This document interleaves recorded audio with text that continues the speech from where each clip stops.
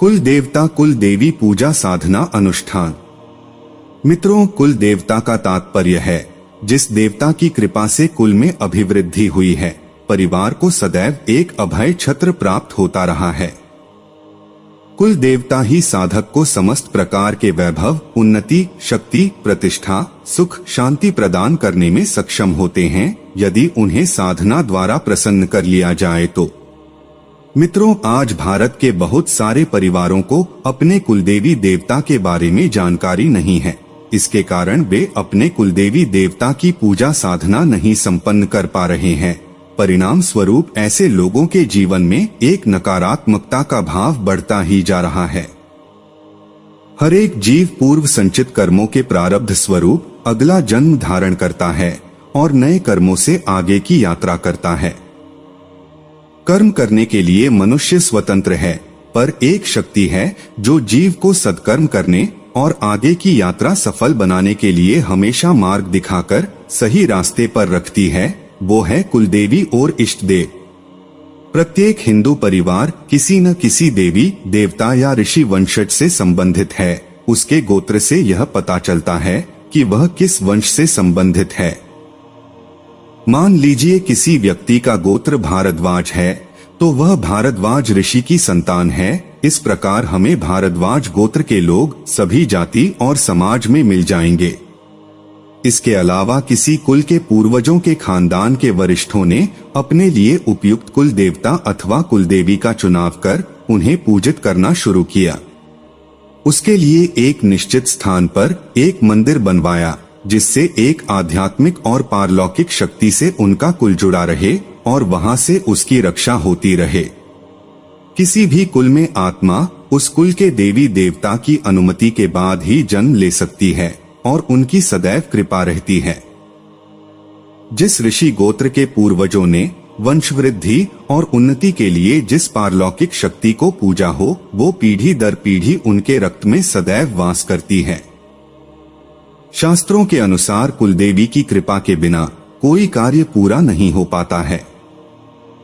लोग भावुक होकर अथवा आकर्षित होकर कई साधनाएं तो करते हैं, पर वो जानते नहीं कि जब आप अपनी कुलदेवी कुलदेवता को पुकारे बिना किसी भी देवी देवता की साधना करते हो तो उस साधना की फलीभूत होने की संभावना कम हो जाती है। इसके अतिरिक्त कुलदेवी कुलदेवता क्यों होते हैं? इसका उत्तर यह है कि कुल अलग है तो स्वाभाविक है कि कुलदेवी देवता भी अलग अलग ही होंगे। हजारों वर्षों से अपने कुल को संगठित करने और उसके अतीत को संरक्षित करने के लिए ही कुलदेवी और देवताओं को एक स्थान पर स्थापित किया जाता था। वह स्थान उस वंश या कुल के लोगों का मूल स्थान होता था। चक्रक, जन्म, विवाह आदि मांगलिक कार्यों में कुलदेवी या देवताओं के स्थान पर जाकर उनकी पूजा की जाती है या उनके नाम से स्तुति की जाती है। जिन लोगों को अपने कुलदेवी और देवता के बारे में नहीं मालूम है या जो भूल गए हैं, वे अपने कुल की शाखा और जड़ों से कट गए हैं एवं बिना जड़ के वृक्ष की तरह फल फूल नहीं पाते हैं। पूजा के अभाव में आपके जीवन में समस्याओं का चक्कर लगा रहता है। ऐसा भी देखने में आया है कि कुल देवी देवता की पूजा छोड़ने के बाद कुछ वर्षों तक तो कोई विशेष परिवर्तन नहीं होता, लेकिन जब देवताओं का सुरक्षा चक्र हटता है तो परिवार में घटनाओं और दुर्घटनाओं के योग शुरू हो जाते हैं, सफलता रुकने लगती है। ऐसे स्थिति में गृह कलह, उपद्रव व अशांति आदि शुरू हो जाती हैं और वंश आगे चल नहीं पाता है। कुलदेवी की कृपा के बिना अनुवांशिक बीमारी पीढ़ी में आती है। एक ही बीमारी के लक्षण सभी लोगों को दिखते हैं। मानसिक विकृतियां अथवा स्ट्रेस पूरे परिवार में आना। कुछ परिवार अय्याशी की ओर इतने बढ़ जाते हैं कि सब कुछ गवा देते हैं। बच्चे भी गलत मार्ग पर भटक जाते हैं। शिक्षा में अड़चनें आती है। किसी परिवार में सभी बच्चे शिक्षित होते हैं, फिर भी जॉब सही नहीं मिलती। कभी तो किसी के पास पैसा बहुत होता है, पर मानसिक शांति नहीं होती है। यात्राओं में अपघात होते हैं अथवा अधूरी यात्रा होती है। बिजनेस में भी कस्टमर पर प्रभाव नहीं बनता अथवा आवश्यक स्थिरता नहीं आती। अतः प्रत्येक व्यक्ति और परिवार को अपने कुल देवता या देवी को जानना चाहिए तथा यथा योग्य समय समय पर उन्हें उनके लिए साधना संपन्न करनी चाहिए, जिससे उनके कुल के सभी दिवंगत आत्माओं को शांति मिले और उनके कुल की वंशवेल में उन्नति वृद्धि होती रहे। उनके ऊपर कुल देवता का सुरक्षा चक्र सदैव कायम रहे। जीवन में जो भी वांछनीय है उसके लिए देवी कृपा अनिवार्य है, इसलिए आप साधनात्मक ऊर्जा द्वारा अपने लिए दैवी कृपा सुनिश्चित करते हैं। यही कारण है कि आप साधनाओं को संपन्न करते समय अपना पूर्ण परिचय देते हैं, जैसे नाम, गोत्र, ग्राम और दिनांक, क्योंकि आप उस असीम सत्ता के दरबार में अपनी उपस्थिति रजिस्टर्ड कराना चाहते हैं। अब जब आप कुल देवी या देवता की आराधना करते हैं, उस समय आपके अपने स्वजन आपका पक्ष लेकर उस असीम सत्ता के समक्ष उपस्थित होते हैं। जाहिर है कि ऐसी अवस्था में अपनी साधनात्मक सफलता और सिद्धियां सुदृढ़ होती हैं, आपकी इच्छाएं पूर्ण होती हैं और आप साधना पथ पर प्रगति करते हैं। व्यक्ति की पहचान सर्वप्रथम उसके कुल से होती है। जिस प्रकार नाम होता है उसी प्रकार प्रत्येक व्यक्ति का गोत्र होता है, उसी प्रकार कुल भी होता है। कुल अर्थात खानदान या उसकी वंश परंपरा, जिस वंश से वह संबंधित होता है। वह वंश तो हजारों लाखों वर्षों से चला आ रहा है, लेकिन आज सामान्य व्यक्ति अपने कुल की 3-4 पीढ़ियों से अधिक के नाम नहीं जानता। यह कैसी विडंबना है। यदि किसी व्यक्ति से उसके परदादा के भाइयों के नाम पूछे जाएं, तो वह बता नहीं पाता है। यह न भी याद रहे तो भी अपने कुल और गोत्र का सदैव ध्यान रखना तो आवश्यक ही है, क्योंकि प्रत्येक कुल परंपरा में उस कुल के पूजित कोई देवी देवता अवश्य होते हैं। इसलिए वार, त्योहार, पर्व आदि पर स्वर्गीय दादा परदादा के साथ ही कुल देवता अथवा कुल देवी को भोग अर्पण अवश्य ही किया जाता है। वाल्मीकि रामायण में देखने को मिलता है कि विश्वामित्र के आश्रम में विद्या अर्जित कर पुनः अयोध्या लौटने पर भगवान राम ने अपने कुल के सभी देवी देवताओं का आशीर्वाद प्राप्त करने के लिए साधना की थी। राजमहल के अंदर ही एक मंदिर में सभी देवी देवताओं की दिव्य जागृत मूर्तियां थीं। उन्हीं की साधना करने से भगवान राम को सभी कुल देवताओं का आशीर्वाद प्राप्त हुआ था, जिसके कारण वे आने वाले समय में युग पुरुष सिद्ध हो सके। यदि ध्यान दिया जाए तो विशेष साधनाओं के पूर्व जिस प्रकार गणपति पूजन, गुरु पूजन, भैरव स्मरण आदि आवश्यक रूप से संपन्न किया जाता है, उसी प्रकार संक्षिप्त रूप में कुल देवताभ्यो नमः शब्दों का भी उच्चारण किया जाता है। यह कुल देवता के प्रति अभिवादन है, जिससे हमें उनका आशीर्वाद प्राप्त हो एवं साधना में सफलता सुनिश्चित की जा सके। वस्तुतः कुल देवता ही साधक को समस्त प्रकार के वैभव, उन्नति, शक्ति, प्रतिष्ठा, सुख, शांति प्रदान करने में सक्षम होते हैं, यदि उन्हें साधना द्वारा प्रसन्न कर लिया जाए तो। कई बार लोगों को अपने कुल देवी या देवता का ज्ञान नहीं होता है। ऐसी दशा में शिव और जगदम्बा आपके कुल देवी या देवता है, क्योंकि इस संसार की सृष्टि शिव और शक्ति के संयोग से है। शिव आपके कुलदेव और सनातन शक्ति जगदम्बा सनातन कुलदेवी है। कुलदेवता कुलदेवी साधना विधान। यह 2 सप्ताह की साधना है जो किसी भी अमावस्या से प्रारंभ की जा सकती है। अर्थात यदि साधना सोमवार को प्रारंभ की जाए तो 15 दिन बाद सोमवार को ही उस साधना का समापन भी किया जाना चाहिए। इस साधना हेतु कुलदेवता यंत्र, कुलदेवी भैषज एवं प्रत्यक्ष सिद्धि माला की आवश्यकता होती है। इसके अलावा साधना में कोई विशेष कर्मकांड अर्थात विधान नहीं होता है। प्रातः अथवा रात्रि में स्नान कर पूर्व की ओर मुख कर अपने सामने गुरु चित्र रखकर सद्गुरु का संक्षिप्त पूजन संपन्न करें। फिर दाहिने हाथ में जल लेकर संकल्प करें कि मैं अपने कुल देवता और कुल देवी को प्रसन्न करने के लिए इस साधना को संपन्न कर रहा हूँ और उनकी कृपा प्राप्त करने की प्रार्थना कर रहा हूँ, जिससे वे मुझे जीवन में हर प्रकार की सफलता एवं समृद्धि प्रदान करें तथा विपत्तियों से मेरी रक्षा करें। इस भाव को मन में धारण कर दिए जा रहे संकल्प का उच्चारण करें। ओम अद्य अमुक गोत्रियश अपना गोत्र बोले, अमुक शर्माहम नाम बोले, सुकुल देवता प्रीत्यर्थ सकल मनोकामना पूर्ति निमित्तम कुल देवता साधनाम संपत्ति से। जल को भूमि पर छोड़ दें, फिर कुलदेवता यंत्र को जल से धोकर पोंछ दें और किसी पात्र में पुष्प का आसन देकर स्थापित करें। फिर यंत्र पर कुमकुम, अक्षत व नैवेद्य चढ़ाएं। कुलदेवी भैषज को मौली से लपेटकर यंत्र के मध्य भाग में स्थापित करें। फिर निम्न मंत्र को 5 बार बोलते हुए भैषज पर कुमकुम से 5 बिंदियां लगाएं। ओम एतोस्मानम श्रीखंड चंदनम समर्पयामि, ओम कुल देवताय नमः। इसके बाद प्रत्यक्ष सिद्धि माला से दिए जा रहे मंत्र की 5 माला 15 दिन तक नित्य करें। ओम ह्रीं कुल देवताय मनोवांछितम साधय साधय फट। अंतिम दिन यंत्र के समक्ष घर का बना हुआ नैवेद्य अर्पित करें। साधना समाप्ति पर समस्त सामग्री को नैवेद्य के साथ किसी कपड़े में लपेटकर सरोवर, नदी अथवा मंदिर में अर्पित कर दें। शीघ्र ही साधना के परिणाम सामने आते हैं। साधक को अपने कुल देवता और कुल देवी के दर्शन होते हैं और उनकी कृपा प्राप्त होती है। मित्रों, क्या घर के देवताओं को बांधा जा सकता है और वे बंधन में हैं, यह कैसे पता चलेगा? वे बंधन मुक्त कैसे हो सकते हैं, यह सब कैसे करें, आइए जानने का प्रयास करते हैं। मित्रों, हो सकता है तंत्र विद्या से ये संभव हो।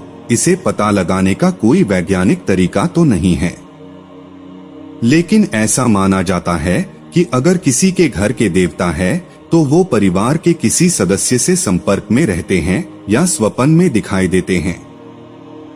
लेकिन बंधन में होने के बाद या मोक्ष प्राप्ति के बाद वो संपर्क नहीं बना पाते हैं। पितरों को बंधन से मुक्त कैसे करवाया जाए, यदि यह पता नहीं हो कि उनको किसने बंधन में बांध रखा है? पितरों को और कुल देवी देवताओं को घर में कहां पर स्थान दिया जाना चाहिए ताकि उनकी विधिवत पूजा अर्चना होती रहे? किसका जप करने से मानव जन्म और संसार के बंधन से मुक्त हो सकता है?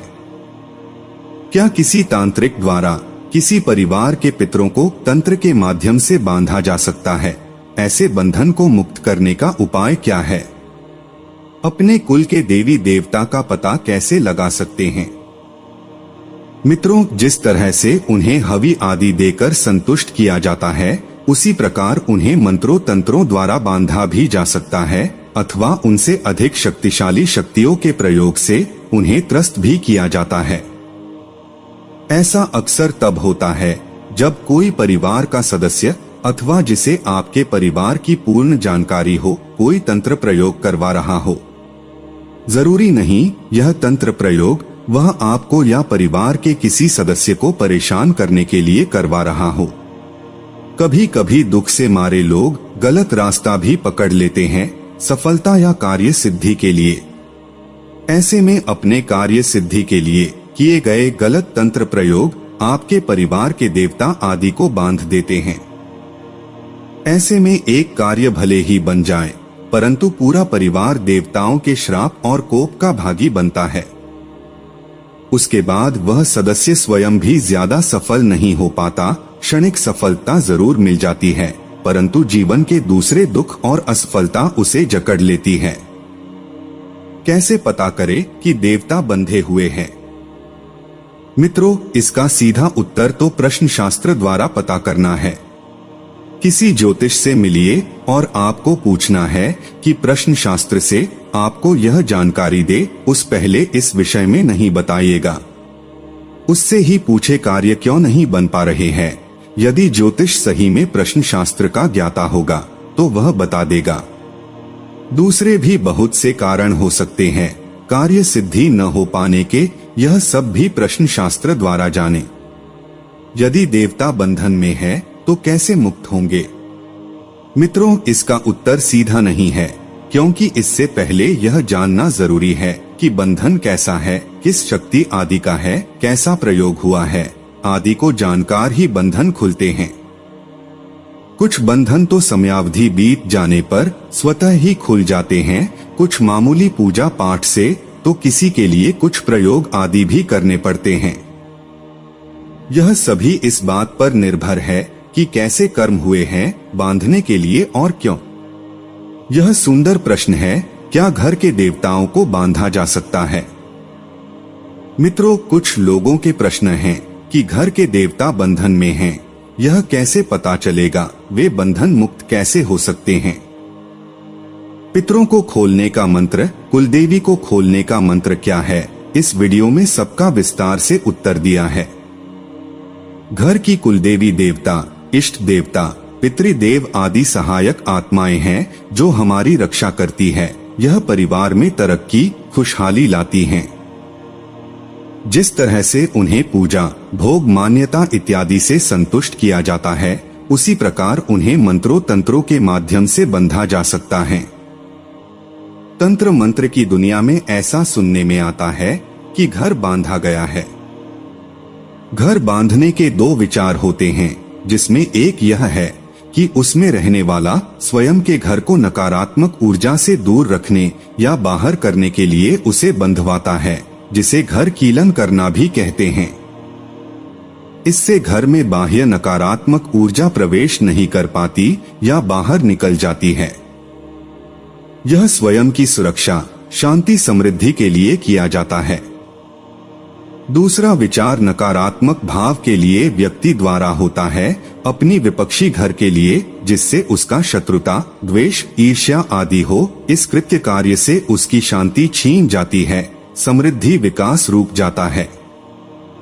दूसरा कारण अपने घर की नकारात्मक ऊर्जा को अन्यत्र घर स्थापित करने की मजबूरी में।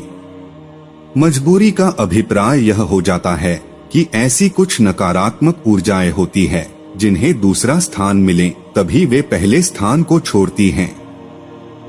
ऐसे में अगला परेशान व्यक्ति विवश होकर यह कदम उठाता है। इस तरह के कृत्य कार्य से संबंधित घर में परेशानियां बढ़ जाती है।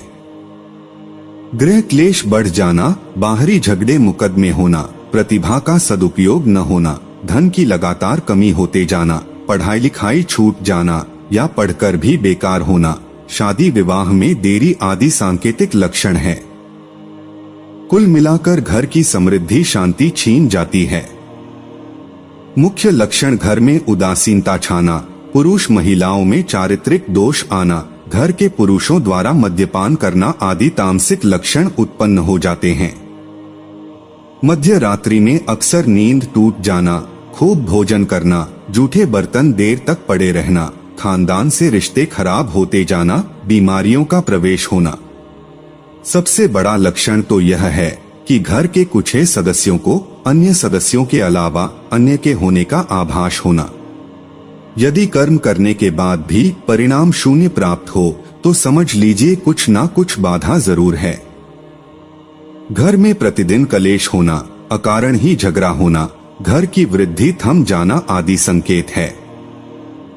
अगर आपके भी साथ इस प्रकार की घटनाएं घट रही हैं, तो निश्चित ही आपको इस साबर मंत्र को रोज एक माला जाप करनी चाहिए। मंत्र इस प्रकार है: ओम श्री शुक्ले महाशुक्ले महाशुक्ले कमलदल निवासे श्री महालक्ष्मी नमो नमः। लक्ष्मी माई सबकी सवाई, आओ चेतो करो भलाई, ना करो तो 7 समुद्रों की दुहाई। रिद्धि नाथ देवों, 9 नाथ 84 सिद्धों की दुहाई। मित्रों, बहुत सारे साबर मंत्र ऐसे हैं जो बंधन बांधते हैं तथा बंधनों को खोलते भी हैं। अगर धन का बंधन हुआ हो तो इस मंत्र को जपने से धन आगमन सुचारू रूप से प्रारंभ हो जाएगा। थोड़ा लाभ हो तो किसी जानकार से संपर्क कर पूरा लाभ प्राप्त करें। किसी जानकार से साबर मंत्र द्वारा अन्य सभी का बंधन खुलवाएं। जिनको ज्योतिष के साथ साथ तंत्र शास्त्र का भी ज्ञान है, वह बता सकते हैं कि आपके घर की लक्ष्मी, पितृ और देवी देवताओं को किसने बांधा है। काफी लोग इसे अंधविश्वास अथवा वहम समझते हैं, परंतु जिसके साथ घटित होता है वही जानता है कि अंधविश्वास व वहम नहीं, सच्चाई है।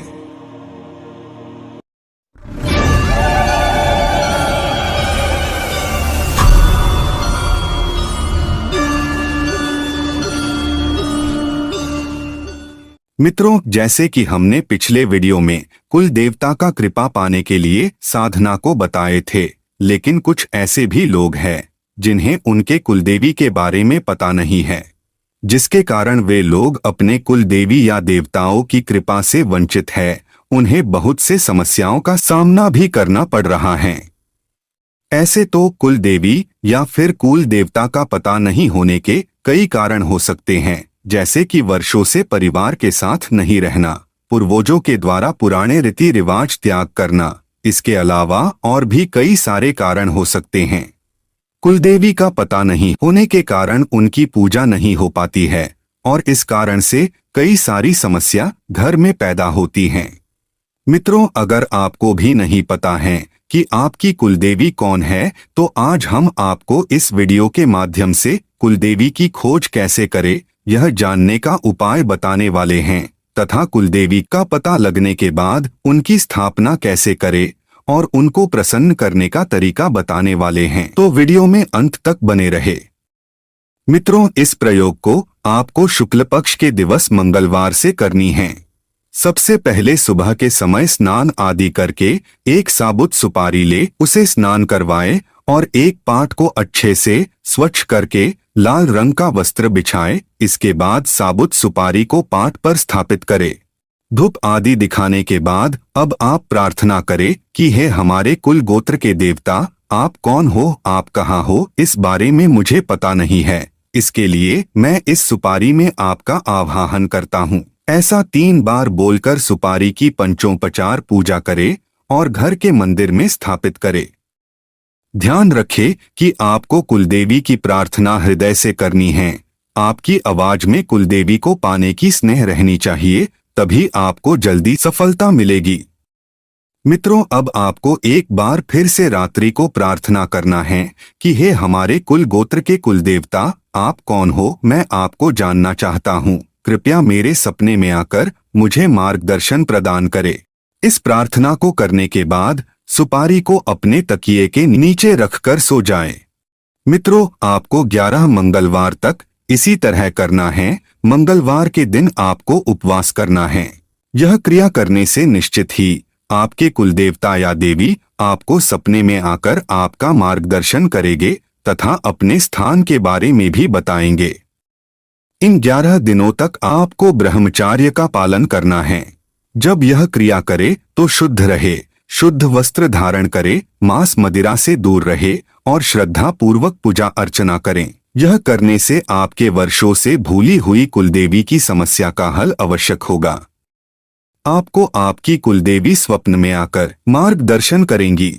अगर आपके लिए यह विधि मुश्किल हो तो कोई बात नहीं, आप दूसरे तरीके को अपनाएं। दूसरा तरीका यह है कि आपको अपने ग्राम के आसपास या फिर आपके संपर्क में जो भी जानकार व्यक्ति हो, आप उससे सहायता ले सकते हैं। अगर कोई जानकार व्यक्ति आपको मिल जाए तो आप उस जानकार व्यक्ति से अपने कुल देवी या फिर देवता से संपर्क जोड़ने के लिए बोलिए। वह व्यक्ति अपने सिद्ध यानी साधना से किए एकाग्रित ऊर्जाओं के माध्यम से आपके कुल देवी या फिर कुल देवता से आपका संपर्क जरूर जोड़ देंगे। जब कुलदेवी का पता चल जाए तब आपको अपने कुलदेवी की स्थापना कैसे करनी है, चलिए इसे जानते हैं। मित्रों, जब आपके कुलदेवी का पता लग जाए तो आप अपने कुलदेवी के तस्वीर को सुबह के समय स्नान आदि करा के उनकी तस्वीर अपने मंदिर में स्थापित करें। उन्हें देसी घी का दीपक दिखाए, धूप अगरबत्ती तथा कपूर जलाएं। यह सभी करने के बाद आपको उनकी पसंदीदा प्रसाद का भोग लगाना है। उन्हें चंदन और चावल का टीका अर्पित करे। ध्यान रहे कि चावल खंडित या टूटे हुए नहीं होने चाहिए। अब उन्हें शुद्ध पुष्प अर्पित करे। बस इस प्रकार से सुबह शाम पूजा अर्चना करे और उनके समक्ष हाथ जोड़कर प्रार्थना करे। जिस तरह सभी देवी देवता की पूजा सुबह शाम करते हैं, उसी तरह कुलदेवी की पूजा भी सुबह शाम प्रतिदिन करनी चाहिए। प्रतिदिन घी का दीपक जलाकर पूजा करनी चाहिए। कुलदेवी हमारे कुल तथा गोत्र की देवी है, तो उन्हें रोजाना याद करना जरूरी है। उनकी पूजा अर्चना प्रतिदिन करने से घर में सकारात्मक ऊर्जा बनी रहती है। देवी माँ का आशीर्वाद हमेशा बना रहता है और सभी समस्या का निवारण होता है। तो मित्रों, पहले तो आप हमारे द्वारा बताए गए इन प्रयोगों को करें, जिससे आपको कुलदेवी के बारे में पता चलेगा। फिर उनकी स्थापना श्रद्धा पूर्वक करें और उनको प्रसन्न करके उनके सामने जो भी अभी तक भूल चूक हुई है माफी मांगे। इससे आपकी कुलदेवी प्रसन्न होगी और आप पर हमेशा अपना आशीर्वाद बनाए रखेंगे।